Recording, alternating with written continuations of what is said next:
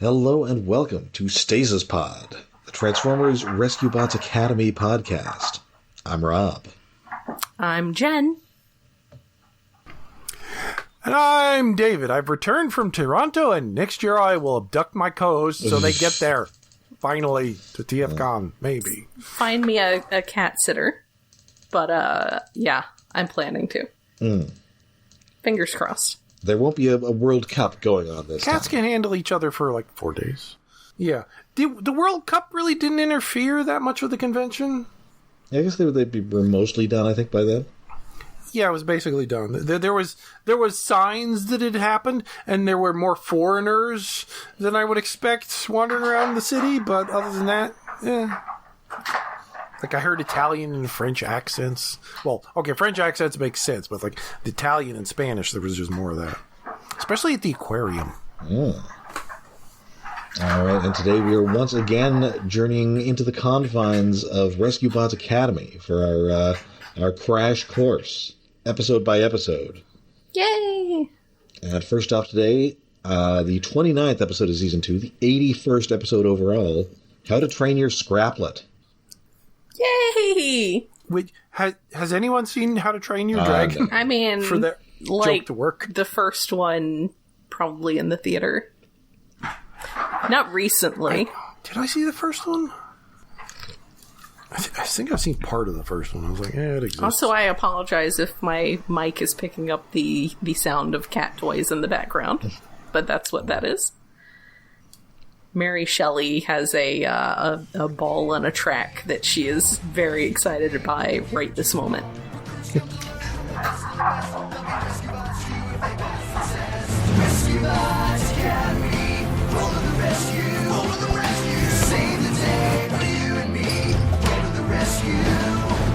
Hotshot, Whirl, hoist, Medix, and Wedge. Their teamwork together will give them the edge. Rescue Bots Academy. Go to the rescue. All right, and this is written by Nathan Cockrell, last seen in these parts writing Fun Droids, the one where they end up in, like, the weird Oh, that one was scary. theme park run by, like, Westworld robots. Oh, yeah. That one was distressing. Yes. So it is time for the gang to have another mystery lesson from Boulder. Which, I forgot that was a thing? Yeah, so Whirl's excited. Hotshot is pretty sure they're all going to die, which is why he's brought the Lucky Ducky. Yay, Yes, the it's the ducky is return of returned. the ducky. And then Boulder's all, hey, what do you guys think about Scraplets? And, you know, Like, no. So Hotshot was correct to be Yes. concerned. you know the flesh-eating monsters? Not a big fan. Yeah. Toothy things that live to destroy us? Not so much. So his plan, which I assume he arrived at by watching that movie Jurassic World with Whirl, is that they are going to train Scraplets to work with us. Which, yeah, not... it's such a weird plan on its own, but, like, having the kiddos be the ones interacting with these cannibalistic things that you're trying to turn into pets... What? Yeah, that's the thing. It would be one thing if the owl rescue bots were doing this, but they're like, hey, children, go play with the the man-eating predators. Yeah. Go play with the flesh-eating, like, piranha things on legs. I mean, the original crew was kind of young, but these are literally children. Yes. So Hotshot somehow is the most sensible one here in that he runs away and finds himself a wooden box. Mary, come on. Which may or may not stop them. Yeah, it's possible. I mean, even though they don't eat it, I assume they could still bite through the wood.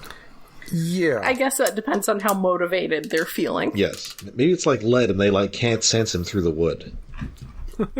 Ooh, maybe. So right away, it's not going well. They've got Energon biscuits to use as rewards, and then Boulder just leaves.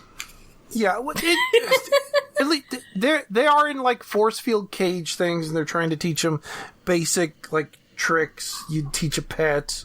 So, as a reminder, the Scraplets in this universe, in the modern stuff, are extremely cute. Yes. They have great big eyes and little scuttly legs, and they're adorable. And also, each one of these is a distinct model.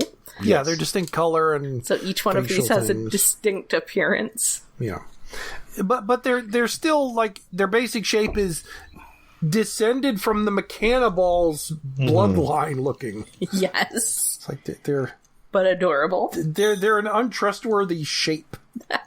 That's fair.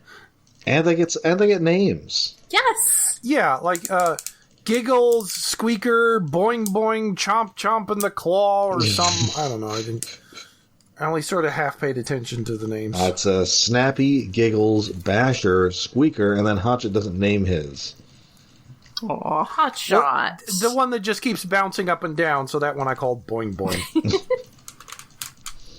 So they're trying to get them to play fetch. They're trying to, they just, mostly they end up fleeing for their lives and having to toss these biscuits into the cages. Yes. Well, yeah, because like, who is it? Medix accidentally lets them out, and that doesn't go horribly instantly, so they let the rest of them out. And it sort of kind of works for a little bit. They're not being devoured alive, but yeah, eventually the Scraplets are like, okay, let's try to eat them. And they run away. They needed like a Muldoon type here to tell everybody this was a bad idea. Yeah, they did. Like, I don't know, Blades or somebody. Shoot her! Shoot her! But I mean, it is weird that like we've gone from Scraplets previously in the Aligned continuity to these murderous like biological weapons that must be stopped.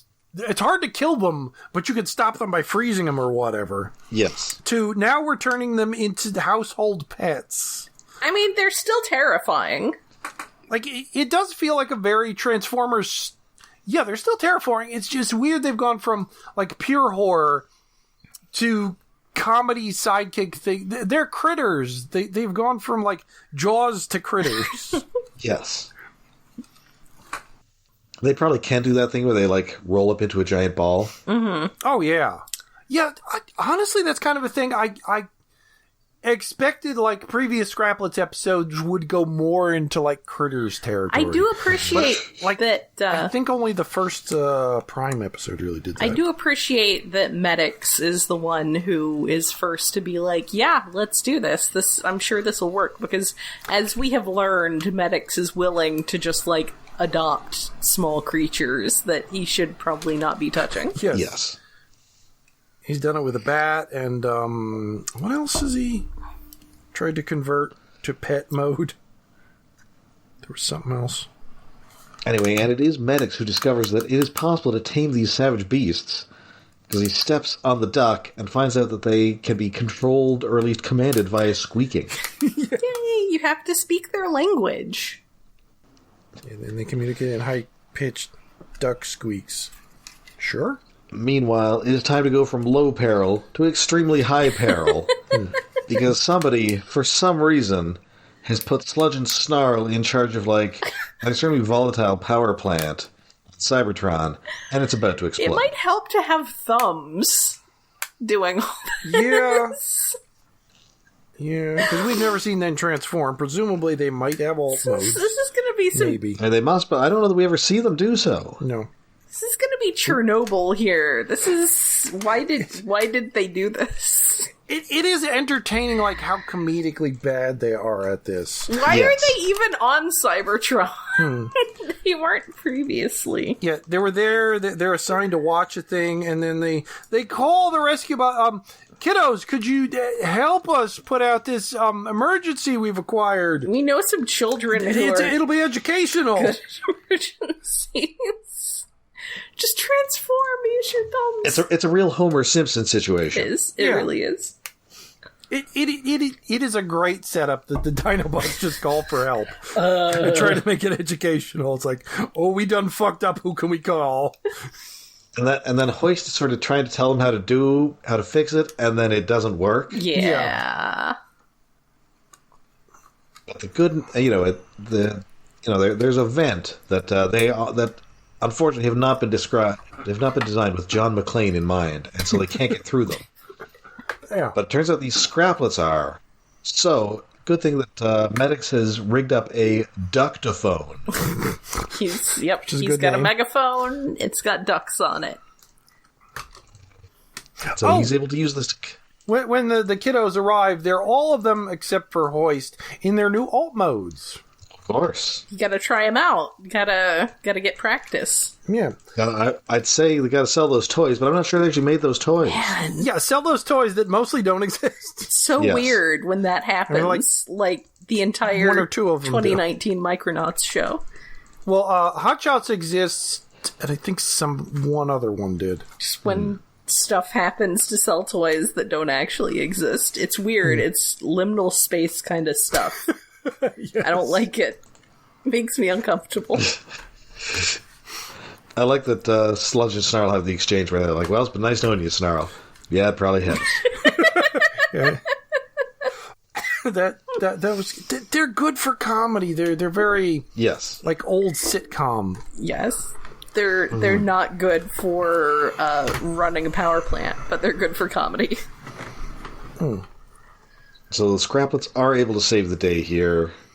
Maybe it turns out that Robot and Scraplet can coexist. Although Hotshot is not so good at making them do tricks. Yeah, no. They're such cute little beans. They're just little spiky pals. I love them. I love the Scraplets.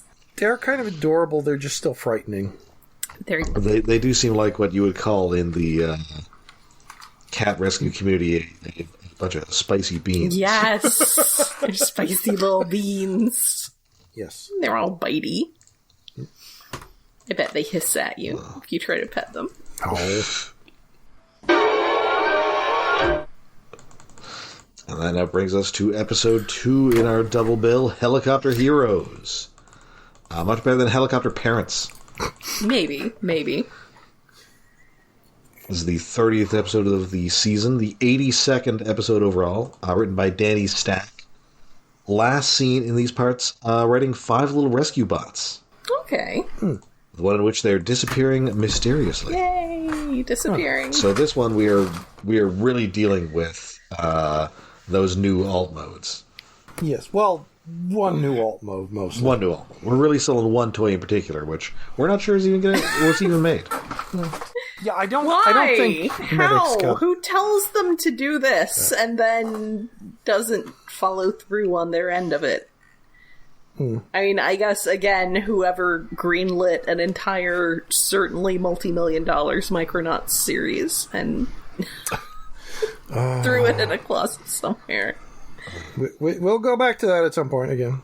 Much more. It's so good. We will. It's weird. It's weird when things are obviously to sell toys that don't get made. Yeah.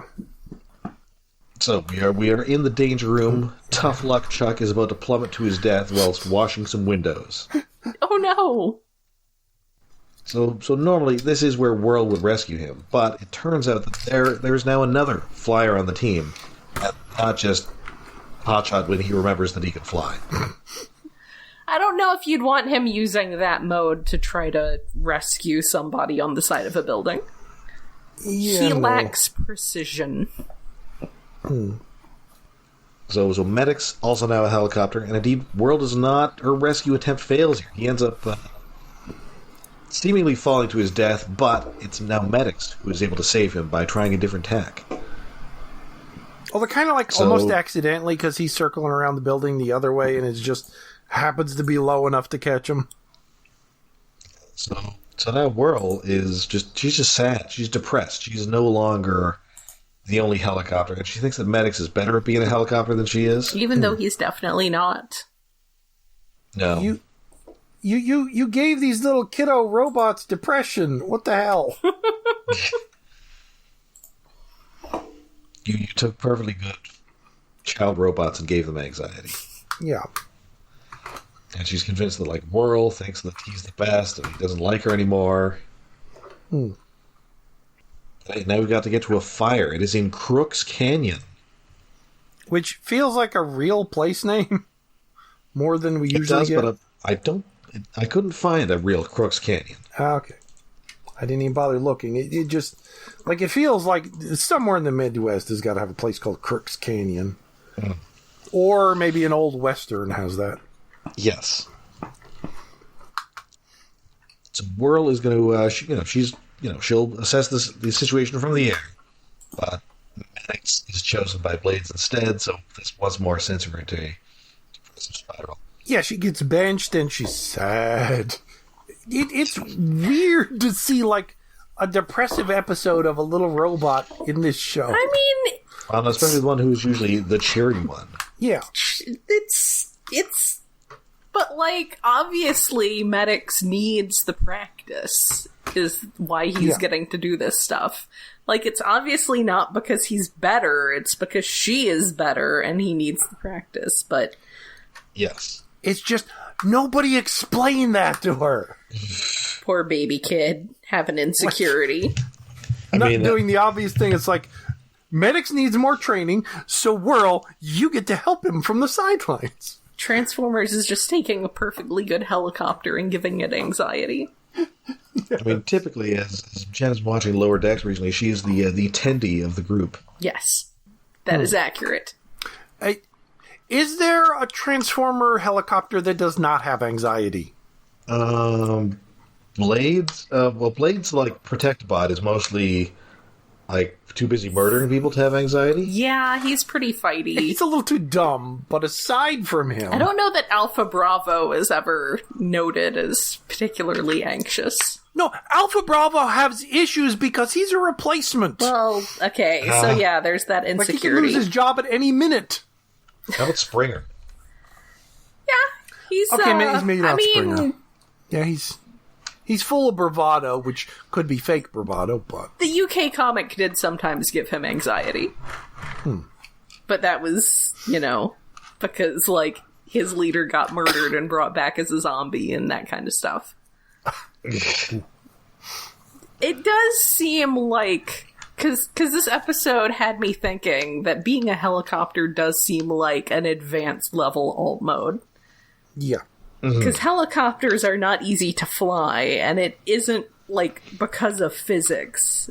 They're difficult to fly, so it just seems like being a helicopter is fundamentally difficult. It's a difficult way to live. So maybe that's why they get anxiety, because just... moving in their alt mode, it requires a lot of focus and the stakes are very high. And you can't just be a car and go drive around and be like, doo-doo. You have to actually put thought into it. And it's a fundamental part of who you are. So what I'm saying is it is entirely fair for helicopters to have anxiety. Well, it turns out that Medix is right to have... It turns out that it's Medix who should have anxiety here, because Whirl goes to help as there's a second fire, but he's not quite used to being a helicopter yet, so he just, like, smacks into her. They're both, plummeting to their deaths, and he can't transform. Again, because it's hard to exist as a helicopter. Yeah. And it doesn't seem like this is, like, an anxiety thing. It's that he literally gets a little busted here and he can't transform. Well, yes, but I'm just saying that being a helicopter is difficult. Yeah. So he doesn't even get fixed, and he's just, he's thinking, I'll never be as good as Whirl because she's a natural-born helicopter, and I was just a guy who decided to become a helicopter. Yeah, poser. And then they end up talking each other in circles of self-doubt. While in a canyon, while everyone else is on fire. It's a lot of emotional trauma for an episode of Rescue Bots Academy. Yes. So Whirl does indeed talk Medix into just giving him that confidence boost, getting him back into action. And so they do the water bomber thing. Sort of along the lines of Blade's, of course, beloved Scoop Claw. Yes. Yes. Good old Scoop Claw. even if it gives him a gut. Oh, but then Whirl is in trouble, and Medix is going to have to go solo, which he does successfully, and then it turns out that she was just faking. She was lying. She was faking her bucket being stuck on something under the water, but she was lying. Yes. It's okay to sometimes lie to your friends. Is it, though? Is it? Yeah. I mean, will it teach them an important lesson? Then maybe it is. Yeah. All right, so that is it for us for Rescue Bots this week. Pair of pretty good episodes. Yeah. Oh wow, is this our shortest episode ever? It is pretty short. There was not a ton to talk about this time. Not really. I mean, they're both good episodes, but yeah, they do one thing. They do it well. They do it quickly. We could have dug more into Scraplets, but yes, they're just Scraplets. Now, we've seen a lot of Scraplets in the past. Yeah, it's like the 4th time in the aligned continuity, I think. Yeah. 5th. And plus outside the aligned continuity, we had them in Cyberverse. Mm-hmm. Oh yeah. Oh, maybe that's why I'm adding an extra one. We had them a few times in Prime. We had them. I don't think we ever had them in Robots in Disguise offhand. No. But they're very much becoming a go-to thing. Yeah. Which is neat. I'm still annoyed that they have a default form and they're not all nuts and bolts and weird. Yeah. But at least the default form we get is interesting. Yes. I mean, it would be difficult in this kind of animation to have them all have unique forms, because then you have to pay someone to design all the different ones. And it'd be neat to have more of a variety, though. Give me 5 or 6 base forms. Just paint them different colors. But hey, next time we get an all-new character. Yay! That's right. We haven't had a lot of that in Academy. No. We have not. We had a little bit. We had a fairly regular trickling of new characters into original Rescue Bots, but... Well, half the ones in original Rescue Bots were just guys from Robots in Disguise. Well, but there was also, Blur and Salvage... Yeah, and High the big, Tide. boat. Yes, High Tide, Quick Shadow. Yeah. Plus, a regular rotation of weird guest stars and sinister villains. Oh yeah, we don't really get guest stars in this show. No, we do not. No, they could not afford guest stars. Well, because of the budget mostly, but also Nope. We spent all that money on Micronauts. Yeah, apparently. I genuinely believe that, considering that was being made at the same time as this and Cyberverse, where they were actively making production funding cuts, and that show was had a union cast, and it's crazy. Yeah. They need to put it on that Hasbro Legends channel. Yes. They do. Oh, imagine Which was showing if, Gem all day. Imagine if Micronauts had actually aired, and then we got another season of Rescue Bots, and we had a crossover movie. That would be so good. Well, TV movie. Everybody could be friends. Yeah. Have Cameron and Cody hang out. I'm gonna go write some fanfic now. Age-appropriate fanfic. Thank you.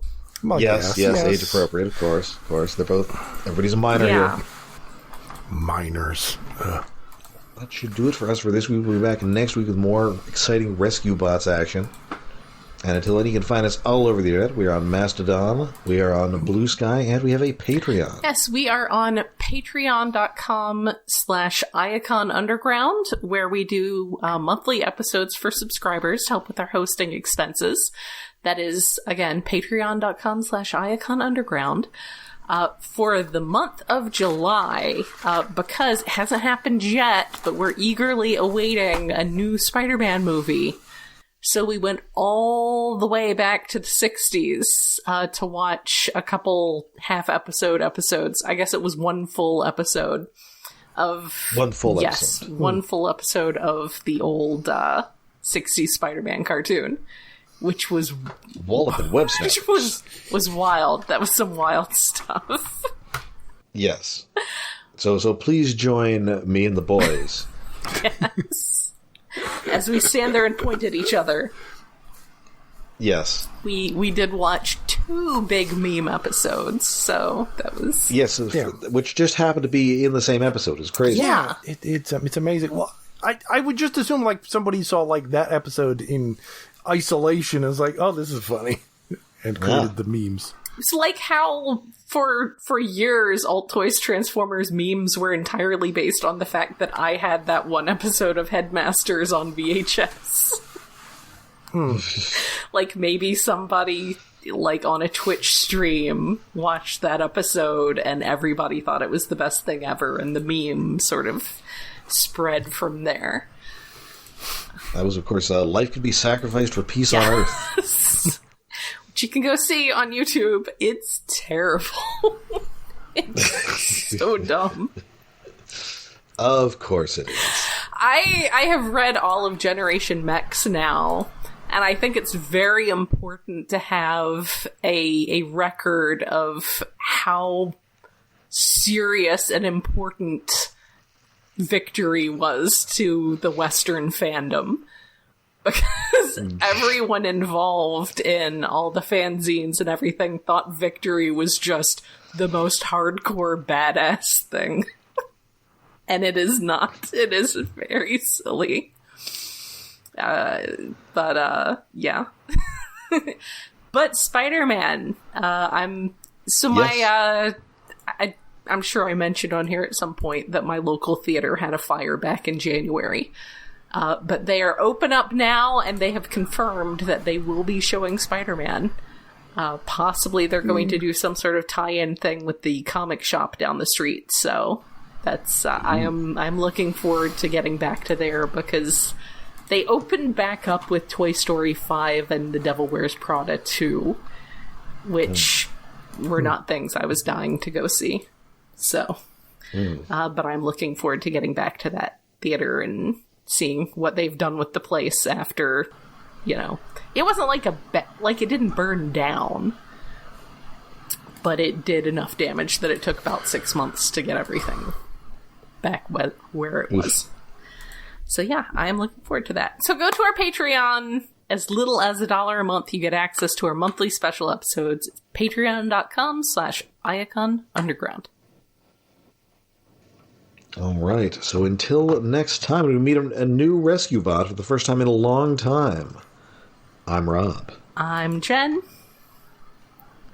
And I'm Dave. Oh, next week we're starting Gundam. Yes, we're doing more Gundam. Oh, that's right. I forgot. Yes. That's right. Can't forget that. Once again, so I guess not next week, but the week after. We'll meet a new rescue bot, and then next week, get ready for my co-host to make me watch more Gundam. This is some very straightforward Gundam, so it shouldn't be too hard. Okay. Yeah, this is big. It's War in the Pocket. Yes. Okay. As announced at TFCon, it's what we're watching. Because it's short, and it's good. It is good, and this is that's my kind of Gundam. That's exactly my favorite flavor of Gundam, so many gems, even though the dub calls them GMs.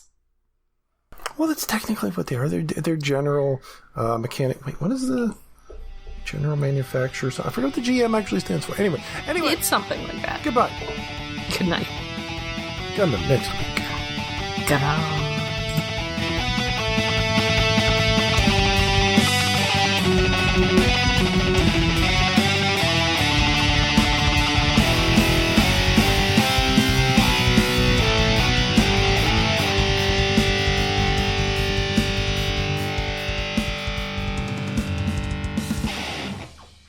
Well, that was a really short episode.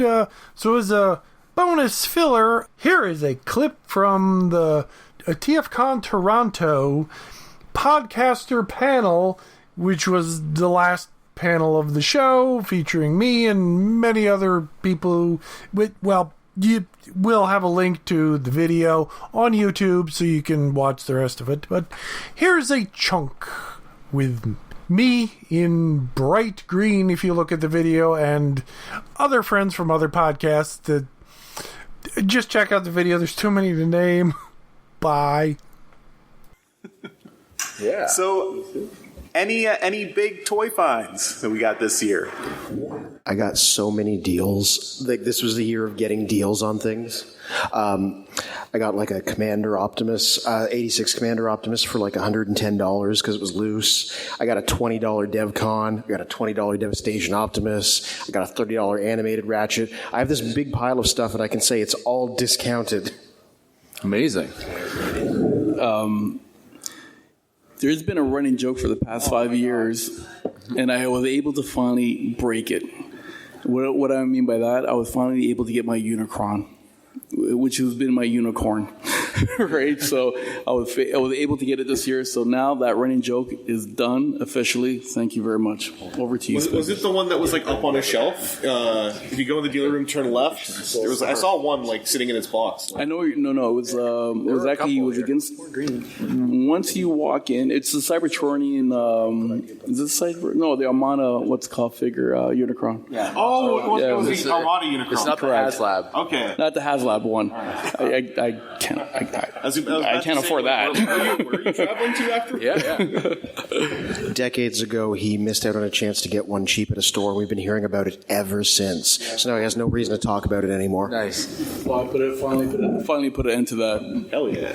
I mean, for myself was finding a Defensor, which I haven't had in so many years, just a complete set of it. So, just reliving that 1986 Christmas, whereas like now I have this figure again. I watched him build it. It was adorable. I don't mean to keep asking questions, but was it like loose, or was it a gift set, or? It's a Japanese gift set. Ooh. Okay, that's super juicy. That kicks ass. Cool. Did you ever get the gun for the Rodimus that I saw you with? I didn't. But I found the G1 Rodimus.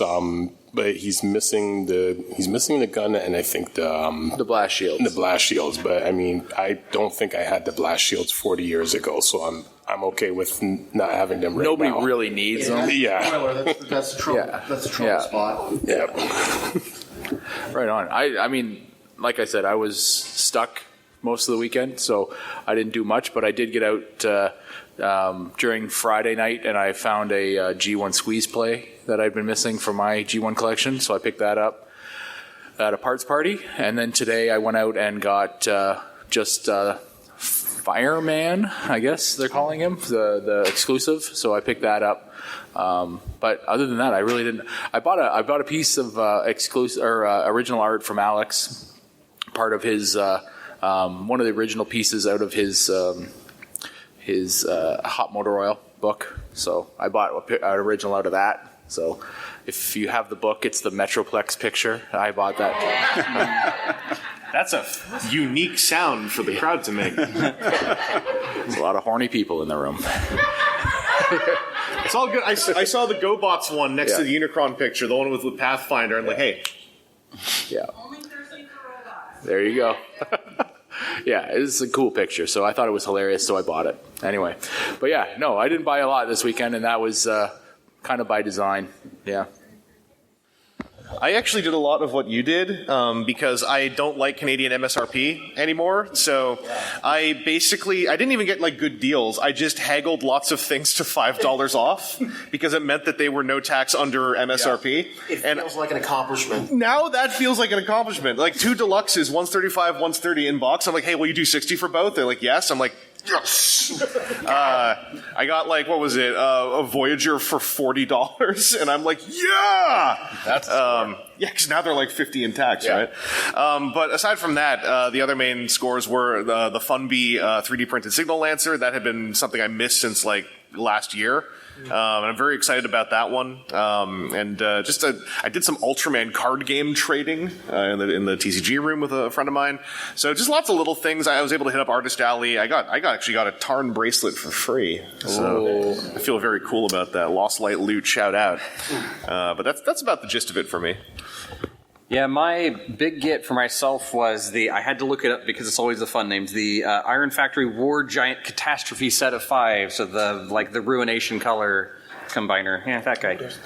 That's good for one other person to see. And then for Alfie and her jazz collection, found so many, they were like from the G1 trading cards, things that had like, oh, jazz in the background of that one. Get it for me. Yes, dear. Just to continue on her giant collection of a single character. Speaking of single characters, the first thing I found was a Blokey Acid Storm, and then I found another Acid Storm. So half of the stuff I bought is Acid Storm, and most of the rest of it is green. And I'm still waiting on a commission for an Acid Storm that I decided here. It's like, yeah, I'm getting an Acid Storm. Acid Storm's Green, strongest soldier. Green here. Is green your favorite color? I guess it is this year. I picked up an Iron Factory, the mini bots. I got a Huffer just because that gave me nostalgia from when I was a kid. Huffer was my first Transformer back in the 80s, so I love that guy. And I also got a Studio Series Kranix. So, Kranix is not technically an Autobot or Decepticon or Cybertronian. He's from the planet Lithone, but according to the Marvel Comics, he does have an alt mode, and they put that in that figure. And surprisingly accurately. Yes. And they gave him like a gun. Yeah, that was weird. Going to fight Unicron from the inside. Yeah. How would the movie have gone if Kranix had a gun? We've been bugging him, but he had all this opportunity to buy some primes to complete the 13 primes, and he didn't. So I'm not doing that. I told you, I'm not doing that. Am I stuck between my two dads again? Yeah. We know he's going to do it eventually. I'm he will not have all doing 13 it. primes. No. Did this power dynamic shift because you weren't able to go buy comics, and now we've got it's actually on Charles? I had comics this year. Oh, I did. Andrew Griffith is working on Power Rangers right now, and I bought some Power Ranger comics to support Andrew. Alex did a cover for Mega Man, and so I bought that. And Andrew also, you should know this, has been doing Magic the Gathering cards. Mm-hmm. Yeah. And I've been buying a bunch of those because I knew he was going to be here, so I bought a bunch of those. And plus, one of them is like amazing. Like Super Shredder is a really good card. Yeah, I saw that one. And so I have 3 of them now. They're like $46 a piece. It's a little expensive, but it's a good card, so I hope to use it. Anyway, I wanted to bring them to get them signed, so I brought a bunch of that stuff too. So actually, quick shout out just to the Ultraman card game. If you're ever looking at the art for that game, they have pieces by E.J. Sue and Nick Roche in that game. So if you want to see those two drawing Ultramen, which is way different from Transformers, it's kind of cool. Very neat.